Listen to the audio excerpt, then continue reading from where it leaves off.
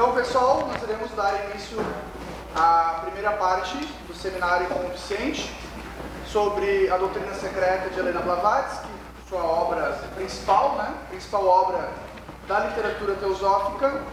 Nós tivemos a honra de receber o irmão Vicente Filmano, renomado teósofo e escritor argentino, que é muito experiente na literatura teosófica e vai nos presentear aí com a sua vivência, seus conhecimentos. Algunos oradores aplicamos la técnica de contactarnos visualmente con cada persona, digamos, ¿no? No hacemos una revisión de su vestimenta, sino que tratamos de conectarnos de ojos a ojos, digamos, en el sentido de que los ojos son las ventanas del alma, las ventanas de lo que denominamos últimamente el ángel solar, la entidad espiritual con la cual tiene que producirse la unión a través del desarrollo del plan de evolución y en lo individual reconociendo y aplicando las doctrinas yógicas o el ciclo de entrenamiento perfectamente organizado y diagramado por la Gran Fraternidad Blanca, ayornado, actualizado a la fecha. La actualización más última terminó en 1949 y a través del del entrenamiento del señor Krishnamurti para obtener sus primeras iniciaciones, nos hemos favorecido con un conjunto de disciplinas que forma todo un tratado de sendero a través de esa obra pequeña pero tremendamente sustancial que es A los pies del maestro. A los pies del maestro fue un gran aporte que todavía es bestseller constante a nivel mundial, en casi todos los idiomas. En la editora Kier de Buenos Aires, que es la entidad centenaria, 110 años de vida tiene, el libro que más se vende es A los pies del maestro. Pero eso fue subproducto de aportes esenciales ampliatorios e introductorios que vinieron con motivo de la fundación de la Sociedad Teosófica. Todo aporte jerárquico promueve el aporte de nuevas obras o de aportes más sustanciales hacia el pasado. Isis sin velo, la primera obra que presenta la teosofía a nivel mundial, haciendo puentes con otros sistemas tradicionales de la vida religiosa, promovió la posibilidad del advenimiento de la doctrina secreta. Y la doctrina secreta crea las posibilidades de la aparición de obras de mayor amplitud, la extensión de la información, la extensión, así la ampliación de información y de enseñanza al máximo nivel que era posible durante el siglo XX. Pero vamos a comenzar un poco más desde el principio. El advenimiento, la posibilidad de la fundación de la Sociedad Teosófica y luego la aparición de la doctrina secreta fue parte de un plan largamente madurado y establecido por la Gran Fraternidad Blanca. En tiempos de la aparición de Blavatsky, no había nociones colectivas o públicas acerca de la existencia de una gran fraternidad que dirige el desarrollo mundial, el desarrollo planetario. Había lejanos rumores, fruto de comentarios que se escucharon aquí y allá, acerca de la existencia de una zona misteriosa que un autor llamó Shangri-La. Quizás una deformación del paso del nombre original, que era en realidad Shambhala. Shambhala es un lugar en estado de conciencia que solamente pueden acceder aquellos que son invitados. No se puede ir de turismo a Shambhala. No se puede ir por deseo a Shambhala a menos de que sea invitada la persona por un agente con el cual se haga la relación.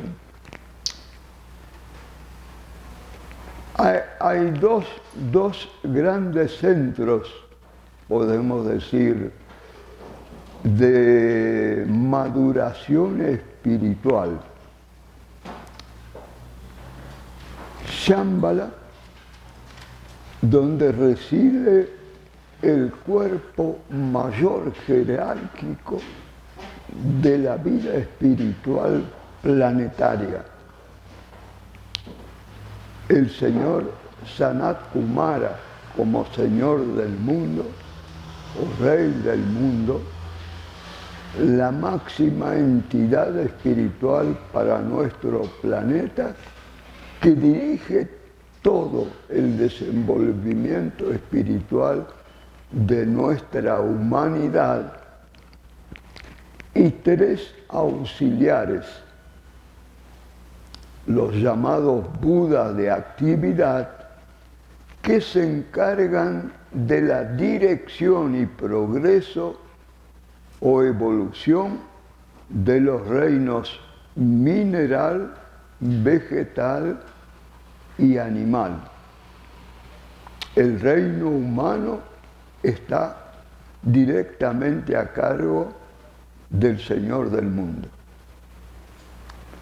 Por debajo de esta mini jerarquía existen otros tres grandes funcionarios. El Manu, que se encarga del desenvolvimiento de los distintos tipos raciales del mundo, el progreso colectivo de la humanidad en grandes contingentes desarrollando características grupales, las denominadas raza lemúrica, atlante y últimamente la aria, con todas ellas con sus septenarias divisiones. El señor Maitreya, a cargo de la instrucción planetaria, la dirección y el progreso, el desenvolvimiento de todos los movimientos religiosos y el desenvolvimiento de la línea de sendero. Conjuntamente a estas dos grandes autoridades, otro gran centro de actividad a cargo de lo que se conoce como el Señor de los 5 rayos, el Maha Chohan. Maha significa grande y Chohan significa Señor. Es el Señor de los 5 rayos que se ocupa de la dirección de todos los aspectos de evolución instrumentales, materiales, todos los departamentos de política, de científicos, arte, magia, etcétera, etcétera, está a cargo del señor el Maha Chohan. Y el Maha Chohan dirige los tiempos de cada actividad de la Gran Fraternidad Blanca. Debajo de estos 3 superfuncionarios hay una organización séptuple, que son los grandes ashrames de la Gran Fraternidad Blanca. El ashram de primer rayo, de segundo rayo, de tercero, de cuarto, quinto, sexto y séptimo, a cargo de un Chohan, un señor con la 6ª gran iniciación. En tiempo y espacio, desde esta última división de la Gran Fraternidad Blanca, se programan las actividades a largo plazo para favorecer el progreso de la conciencia de la humanidad. Y el progreso de la humanidad está sujeto a ciclos. Nada ocurre al tum-tum o al acaso. Todo está perfectamente planeado de lo que puede hacerse en cada ciclo de tiempo. ¿A dónde quiero llegar? Es que la Gran Fraternidad es de una hipereficiencia porque hace lo justo y lo apropiado en su tiempo justo y apropiado.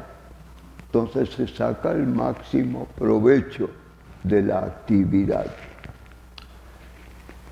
Y desde muchos miles de años atrás se sabía en esos centros de gran sabiduría que en tal época de la vida planetaria sería posible que la Gran Fraternidad volviera al contacto con el gran público. La Gran Fraternidad se retiró de la vida pública humana durante la raza atlántida, en que El grupo inicial de estudiantes de la vida de sendero, en ese seno se produjo una crisis. Apareció un sector que prefirió seguir los mandamientos de la tríada inferior o personalidad. Y el otro sector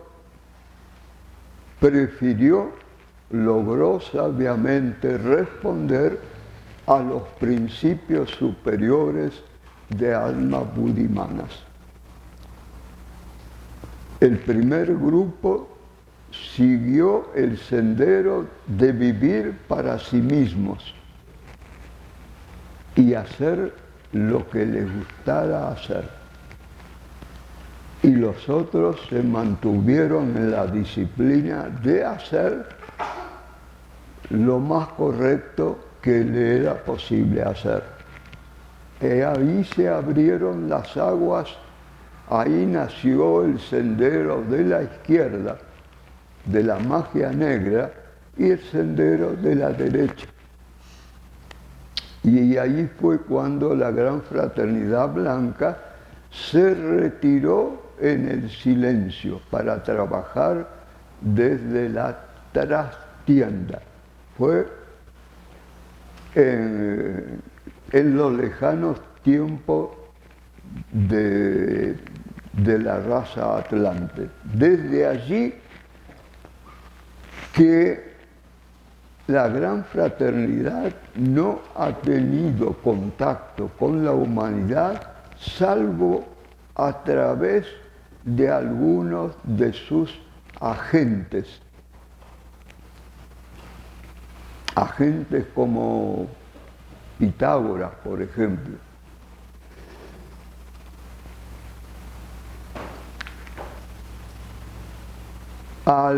En los últimos siglos, el Departamento de Instrucción o de Orientación Espiritual estuvo a cargo de lo que en la sociedad teosófica se conoce como el maestro K.H. Okutumi, uno de los maestros fundadores de la sociedad teosófica. El maestro K.H. fue Pitágoras. En una de sus encarnaciones de hiperutilidad pública para el mundo. Y luego otro gran aporte, un aporte excepcional en el campo de la metafísica espiritual, fue a través de su encarnación como Nagarjuna en la India, el superfilósofo considerado como el segundo Buda de nuestra humanidad, en esa zona geográfica. Tal fue el trabajo formidable que realizó el maestro Okutumi en su personalidad como Nagarjuna. Nagarjuna creó la escuela madhyamika del budismo del norte. El budismo se había empantanado con en la estructura de los ancianos, la Theravada, y para darle continuidad de valor aplicativo en el tiempo, el maestro aportó la creación de la Escuela del Budismo del Norte, que todavía es una de las dos más grandes avanzadas junto con la Vedanta Advaita. Uno nutre a un sector de grandes pensadores de la humanidad y la escuela madhyamika sirve de motivación y progreso al sector budista. El Chohan que está a cargo del primer rayo, el rayo de la organización de toda actividad de sendero, en los últimos siglos fue lo que conocemos nosotros como el maestro Moria.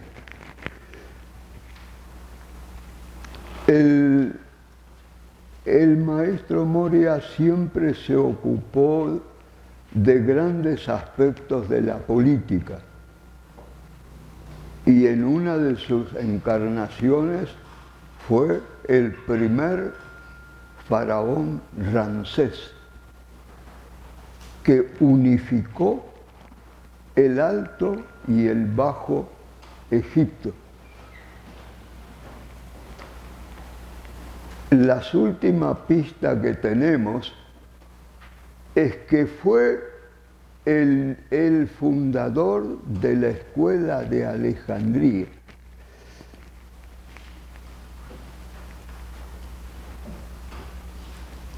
Bajo el nombre de Amianos Sacas.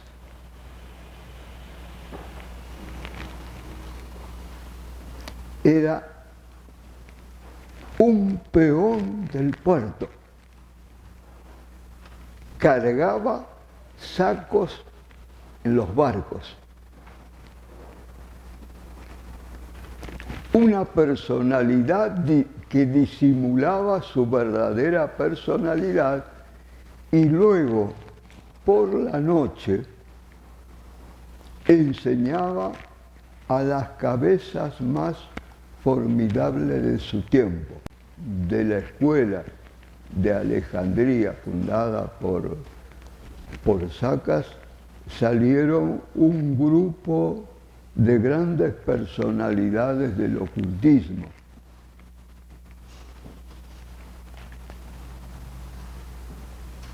Y desde estas dos fuentes, especialmente, el primero y el segundo rayo, o el primero y el segundo arán, tienen un gran poder de simbiosis, de trabajar conjuntamente.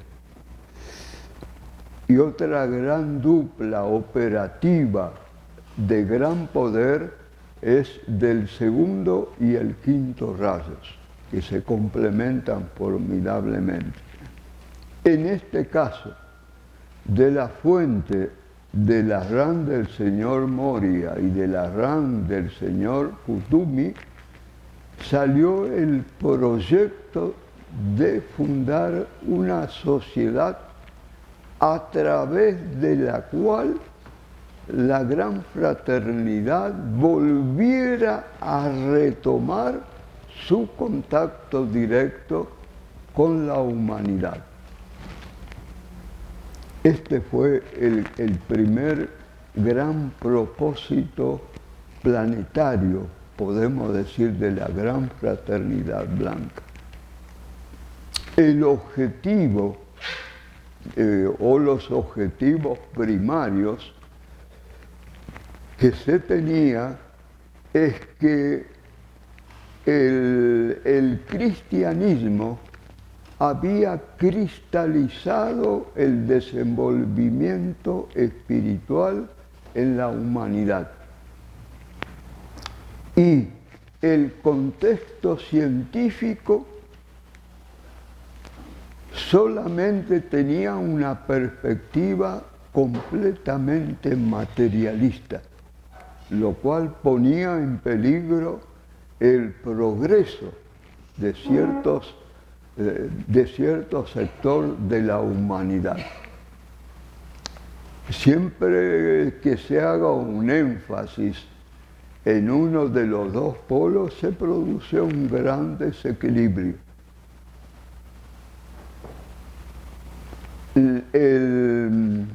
El confundir imaginación teológica con verdadera enseñanza espiritual produjo todo un sistema perverso que todavía sigue produciendo efectos nocivos, y la explotación del miedo sistemático y del pecado, en vez de orientar a mejorar la vida de la población, se explotó vilmente las tendencias todavía negativas de cada uno, sacando provecho pecuniario, etcétera, etcétera, etcétera, abusos de todo tipo. Estos eran los grandes peligros que se constituían en una valla para el progreso colectivo de la humanidad. Al mismo tiempo se advertía que el movimiento brahmánico había caído, se había cristalizado en el tiempo y se convirtieron en los primeros ejemplares de los actuales obispos o pastores protestantes, en grandes recitadores de la ciencia oriental o védica. Se convirtieron en meros recitadores de la sabiduría oriental, la sabiduría védica, la sabiduría upanishadas, que ustedes lo podrán ver en la actualidad en cómo las distintas órdenes de monjes son grandes recitadores de los Upanishads, pero no tienen ninguna experiencia espiritual. Es decir, que hubo un fenómeno colectivo de cristalización que había que ayudar a salir de ello. Y esto lo hacía posible el advenimiento de la inminente era de Acuario, cosa que pocos estudiantes de teosofía que no aprecian suficientemente la astrología nunca tomaron en cuenta. La nota clave de Acuario es justamente la fraternidad.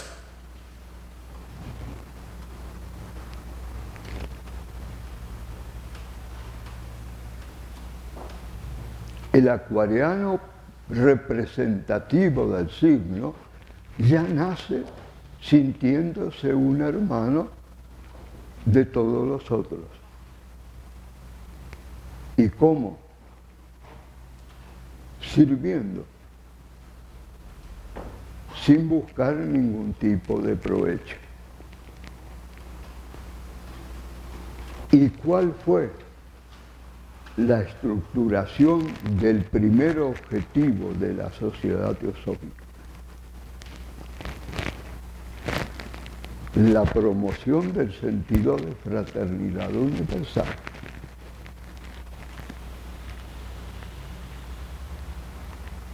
La nueva era hace posible trabajar con los contextos grupales de la evolución humana, con los aspectos corporativos. Ustedes habrán notado que hace algunos años en el gran mundo empresario corrió con furor la idea de grupos, de la formación de grupos. grupo tal, grupo esto, grupo el otro.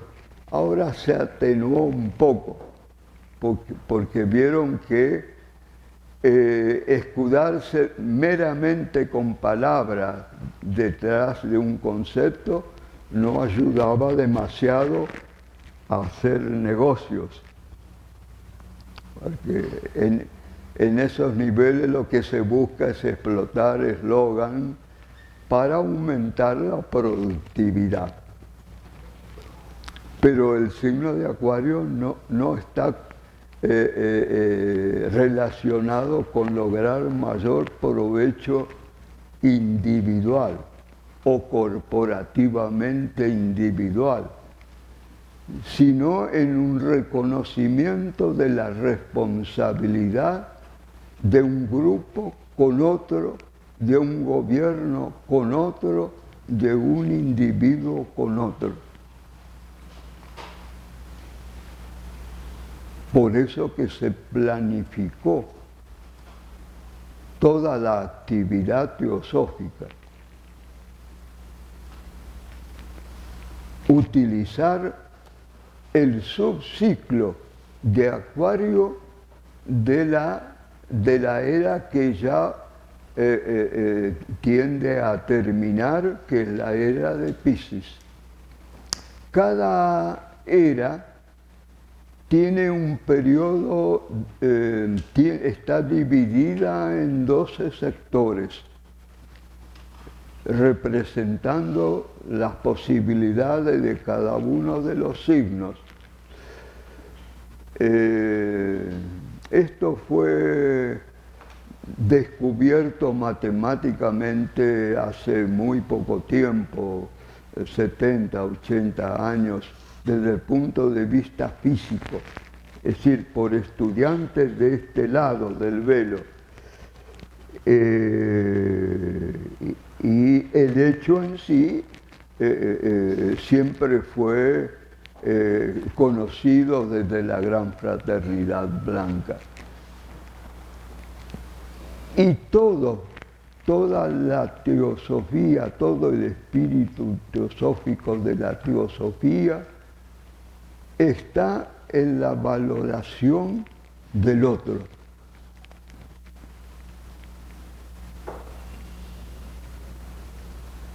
Si bien la etapa de la humanidad no está como para que se sienta uno hermano del otro, pero hace posible el experimento de acercamiento para todos aquellos que lo intentan. Indudablemente, hasta que no se establezca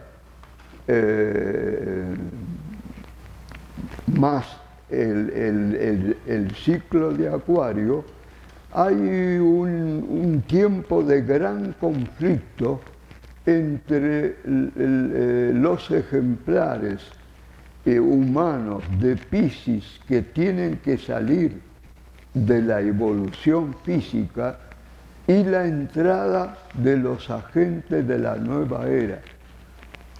Cada 2160 años cambia toda la estructura planetaria.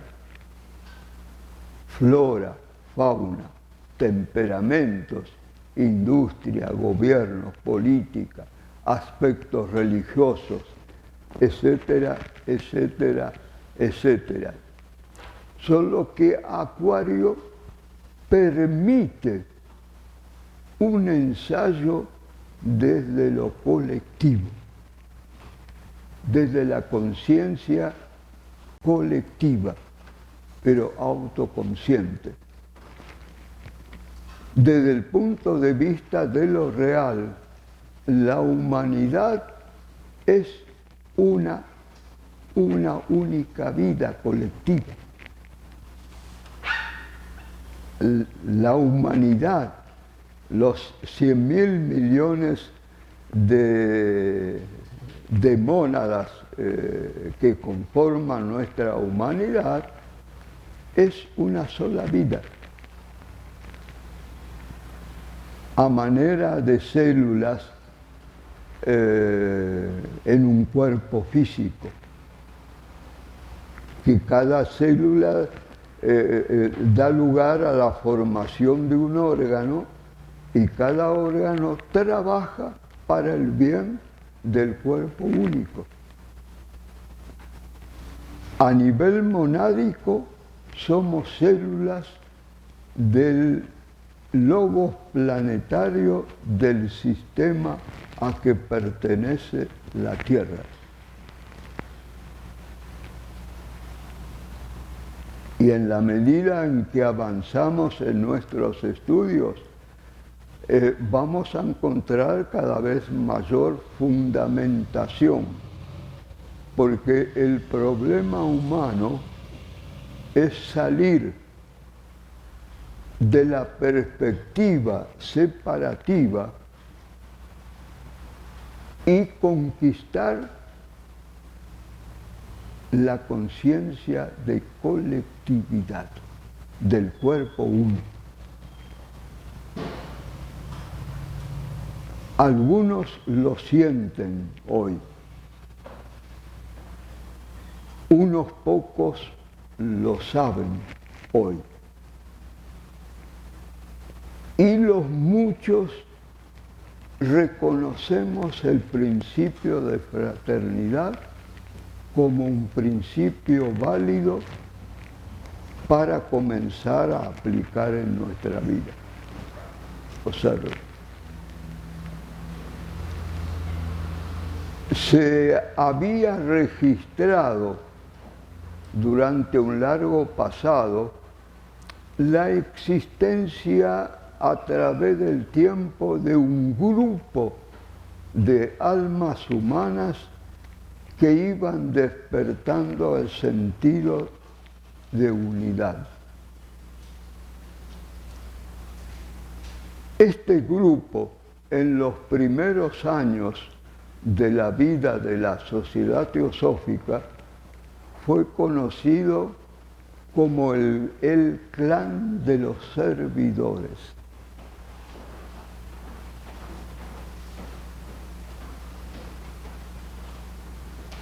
Luego, en otro contexto, fue rebautizado este grupo como el grupo de los servidores del mundo. Quizás a alguno esta acepción le resulte familiar. Fue la acuñación con la cual este grupo va a ser reconocido desde 1950 en adelante, digamos. Era suficiente grande como para probar, en la medida en que un sector de ese grupo se mezclara con el resto de la humanidad, pudiera promover simpatía hacia el concepto de fraternidad.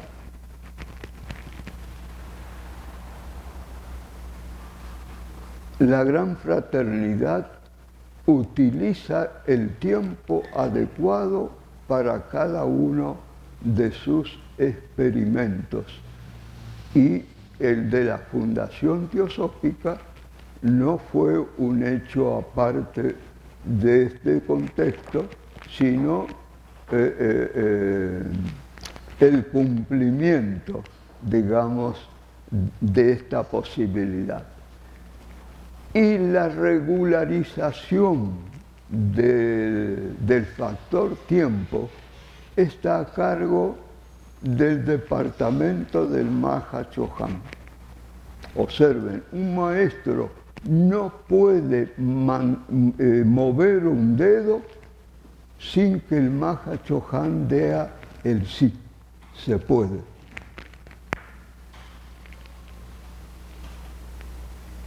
Muchos estudiantes pensarán que un maestro tiene toda la libertad del mundo porque es un maestro de sabiduría. Y en las cartas de los Mahatmas, cuya posibilidad se dio por la intervención del señor Signet en su momento, tenemos muy nobles testimonios, dichos tanto por el maestro Kutumi como por el maestro Moria. No podemos hacer lo que se nos antoja, hacemos lo que se nos permite hacer.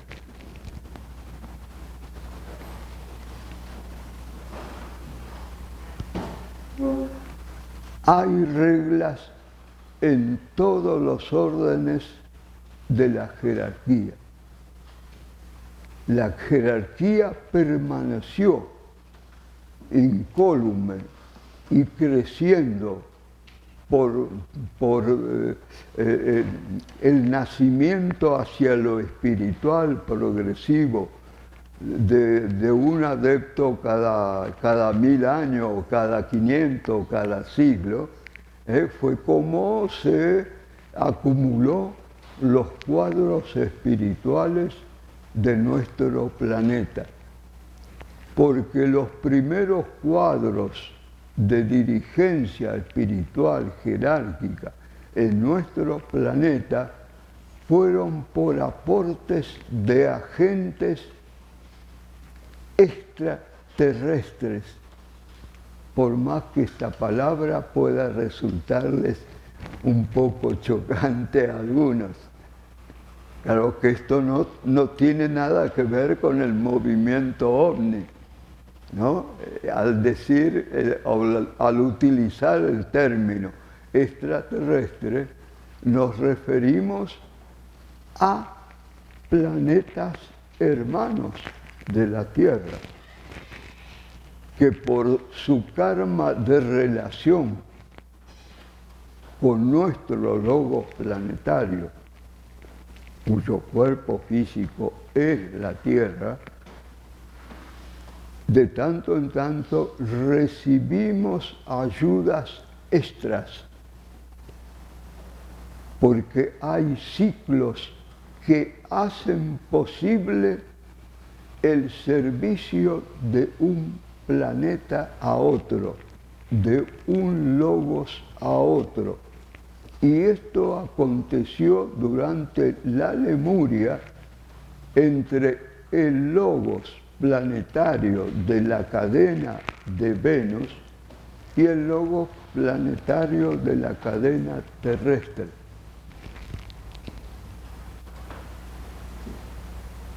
Y hay ciclos también de intercambio benéfico, de aporte del mayor al menor entre los logos solares y los logos de galaxias.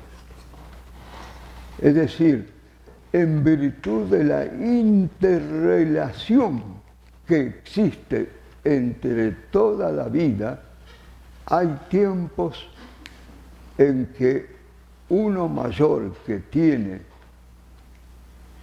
puede aportar a otro menor que aún carece. El advenimiento de la gran fraternidad blanca a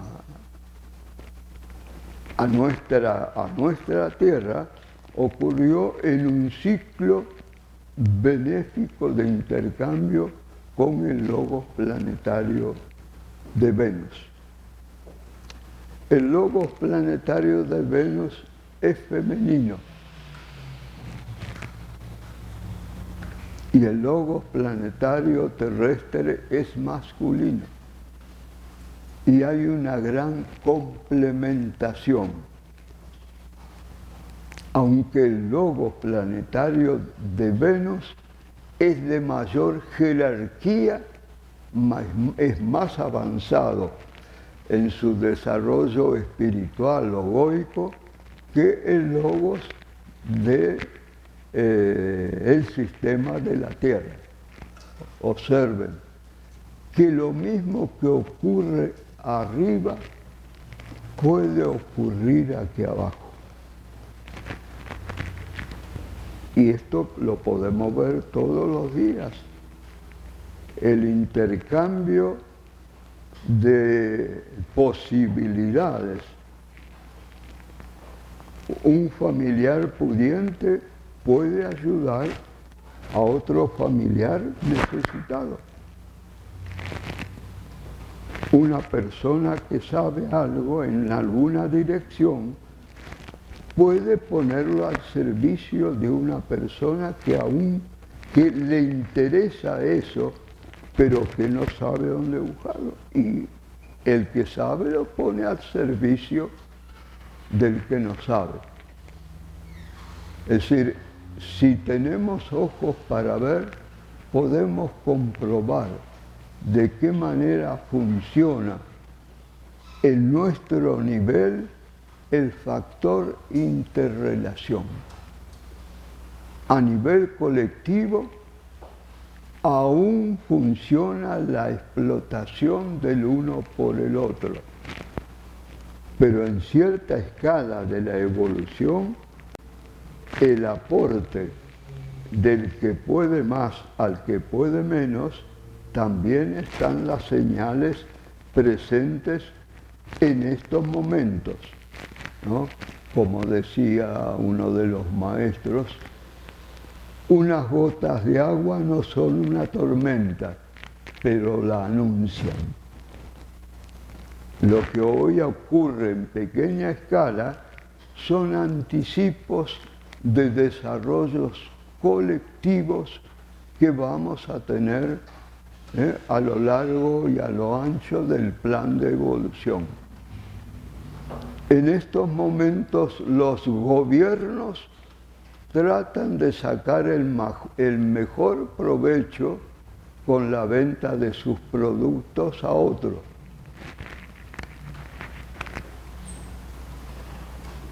Tiempo vendrá en que un gobierno pudiente pone al servicio de otro gobierno necesitado todos los avances del gobierno más pudiente, sin recibir recompensa, sin buscar provecho, sin buscar rédito.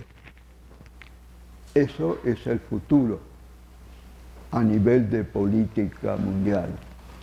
El paso de una política hiperinteresada en el propio país en una política de convivencia pacífica y de mutua complementación. Porque va a haber grupos políticos que empiezan a presentir la necesidad de poder complementar con lo que un país tiene, con lo que otro país carece. Y todo esto va a ser posible durante la era de Acuario. Ahora observen, siempre es una posibilidad que no se cumple por decreto. La posibilidad está en tanto y en cuanto los individuos, las naciones, aprovechen la tendencia y la inclinación.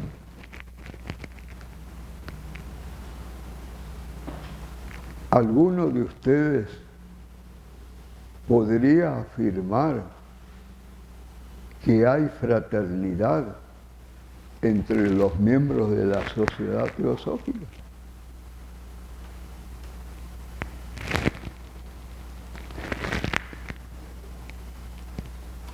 Más allá de la buena intención.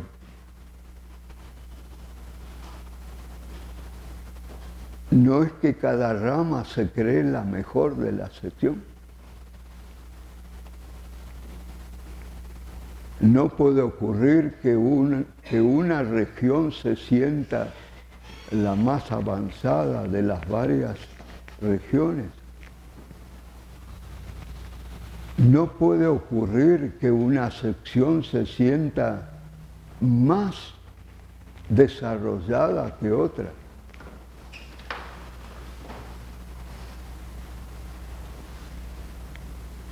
No existe manipulación del poder teosófico.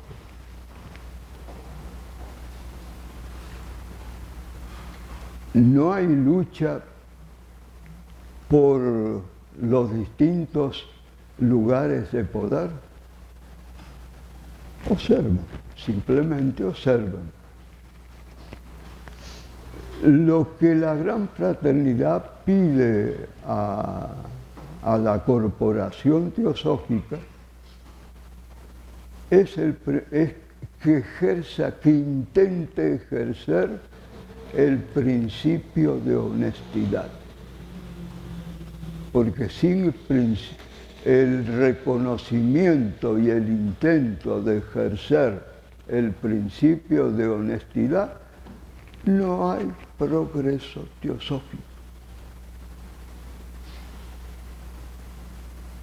Es decir, tenemos los tres objetivos que nos señalan direcciones, pero no por decreto nos vuelve fraternales por ser miembros de la sociedad teosófica. Quizás al firmar la solicitud de ingreso asumamos, aunque no lo sepamos, una cuota de responsabilidad en la dirección de intentar ser fraternales. Pero eso también depende de nosotros, de nuestra iniciativa, de lo que comprendemos que nos es posible hacer. O quizás nos convertimos en un miembro estándar. Firmamos la solicitud de ingreso, asistimos a la rama cuando tenemos ganas, de tanto en tanto de turismo asistimos a algún congreso o alguna actividad de este tipo, y ahí termina nuestro compromiso con la teosofía. Algún sector de hermanos dice que asistiendo a los congresos, seminarios, va a cargar las pilas. Observen, ¿no es esa una actitud egoísta?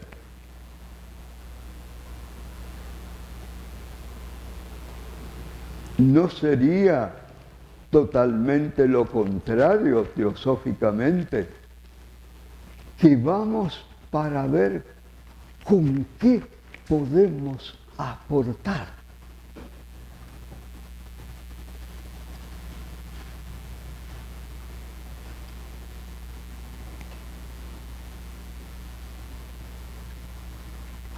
Esto es la corrección de actitudes erróneas, justamente fue la motivación de la fundación de la Sociedad Teosófica.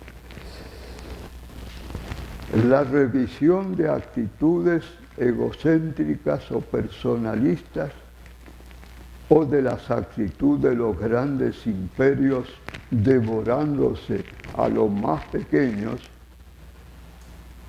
o los partidos más totalitarios explotando a otros menos pudientes, fue parte del propósito de la Gran Fraternidad Blanca de rectificar, poner la nota un poquito más elevada de lo que la gente comprendía como deseable o como ideal, para que aquellos que los reconocieran intentaran incorporar esos valores en el espectro de su conciencia.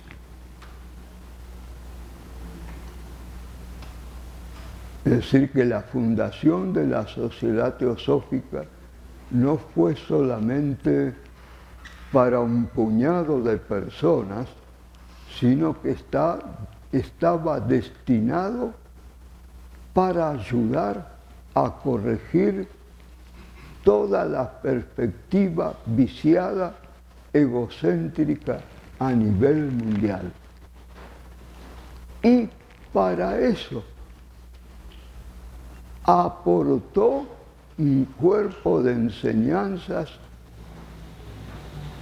de la más alta jerarquía metafísica que ninguna religión disponía en su cuerpo doctrinario o dogmático, digamos. En la primera etapa, a través de Isis sin velo, la señora Blavatsky intentó presentar una perspectiva nueva cuyas pistas ya estaban en los grandes sistemas religiosos y filosóficos, pero que habían quedado pervertidos, oscurecidos, empañados por el polvo del tiempo, e hizo agregados fundacionales, presentados por primera vez al mundo. La difusión de Isis sin velo en dos contextos posibilitó e hizo necesaria un nuevo registro más amplio y más ajustado a realidad. Isis sin velo fue un aporte, pero también se filtraron errores.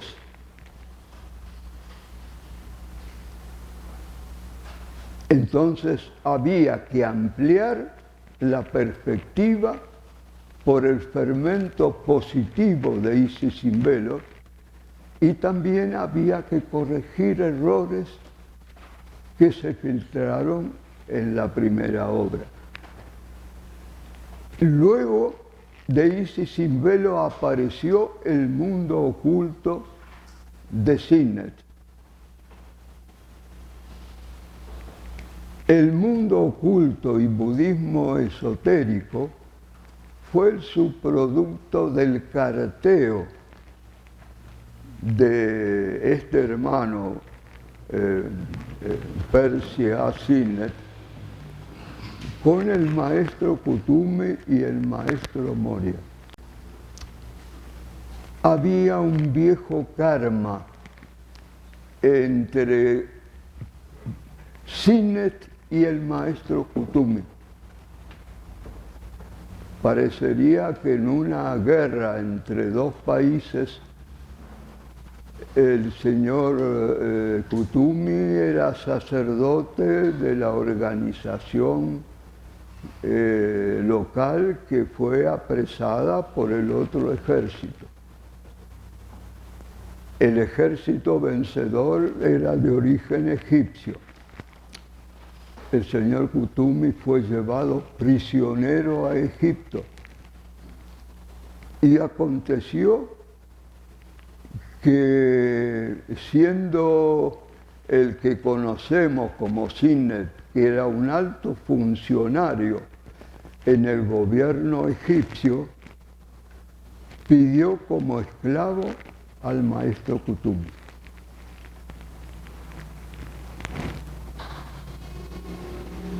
Con cuya relación le permitió vivir en libertad, viviendo una vida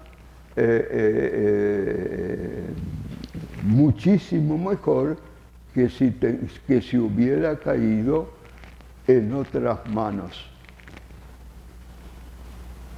La posibilidad de que un maestro se karatee con una persona del mundo corriente es absolutamente imposible. No siendo por ese karma de gratitud, como dicen así los maestros, nosotros pagamos muy bien nuestras deudas. Saben pagar. Y se le dio la oportunidad a esta persona, a este hermano, que en su momento fue también vicepresidente de la Sociedad Teosófica, la posibilidad de favorecerse con el sendero del ocultismo. Se le dio enseñanza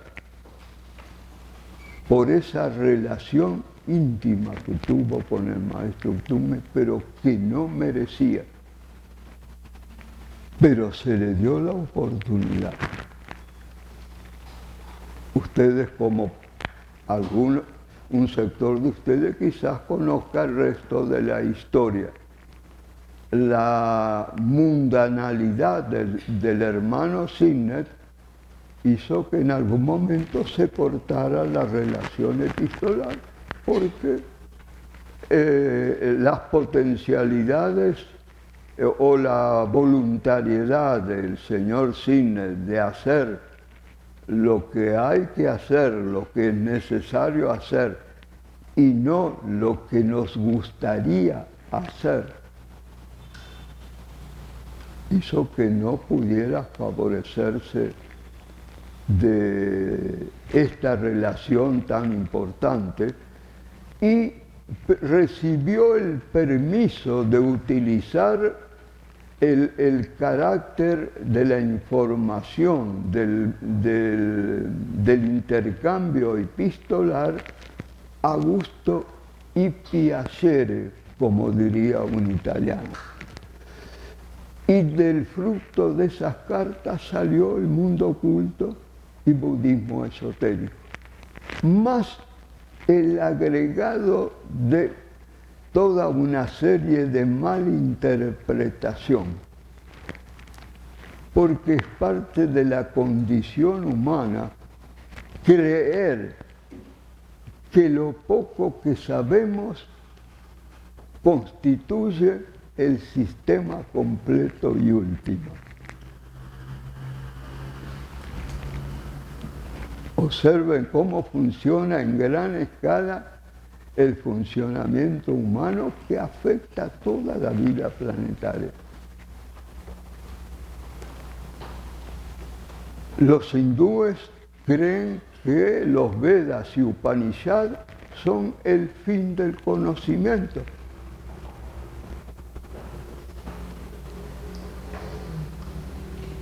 Los judíos creen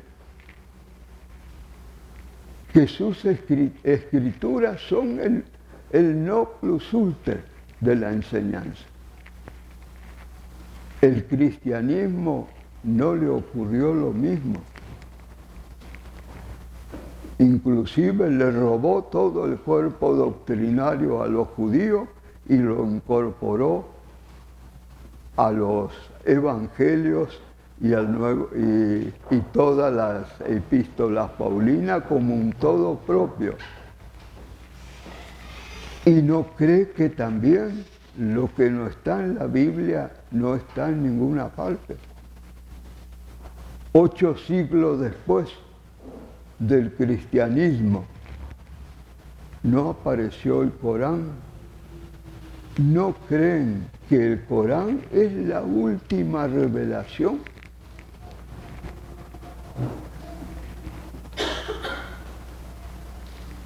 Están bien agarrados de la silla.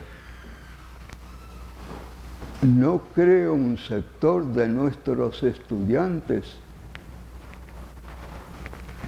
que luego de la doctrina secreta no hay nada más.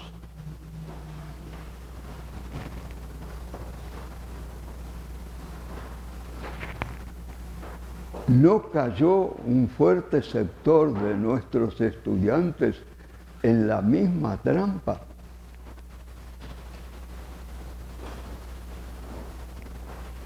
Yo simplemente les presento el problema.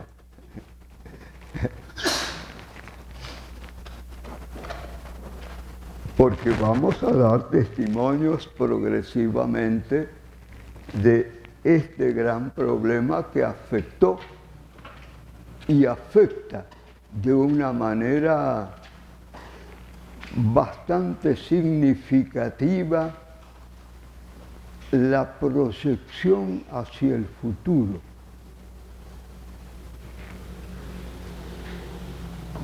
Si es que hay futuro. Institucionalmente, teosóficamente hablando.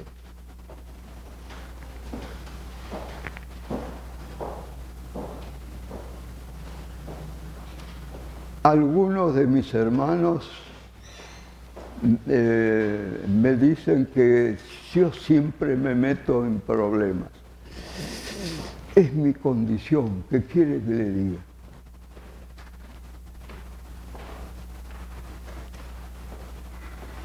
Uno no habla para que los otros se sientan bien, falsamente bien. Habla para presentar serias deficiencias de funcionamiento que ponen en peligro la continuidad institucional.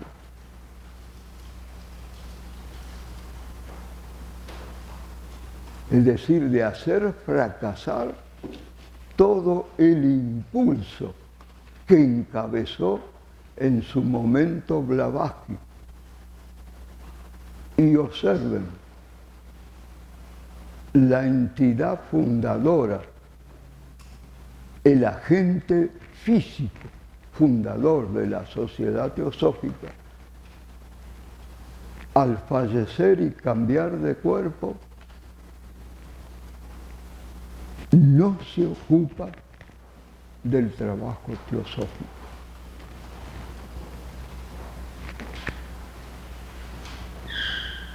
Se ocupa, sigue sirviendo, pero en otro sector.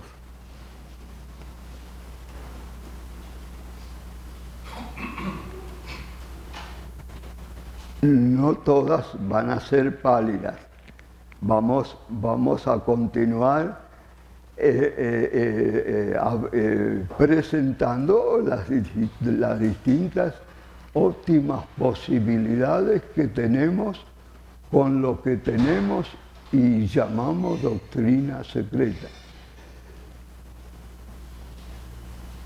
para intentar descubrir nuestras más óptimas posibilidades y las puertas, nuevas puertas que la doctrina secreta estaba llamada a abrir con el reconocimiento adecuado, ajustado a realidad a través de sus enseñanzas.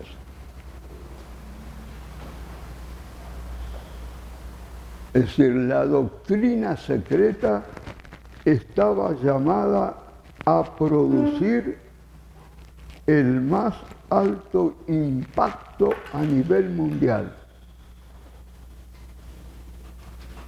comenzando por sus tres primeras proposiciones.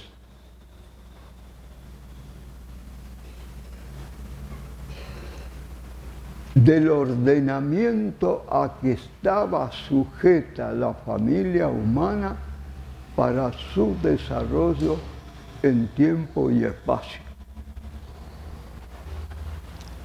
Las tres grandes proposiciones tendrían que ser acopladas detrás de cada libro religioso existente de todas las religiones inclusive el brahmanismo.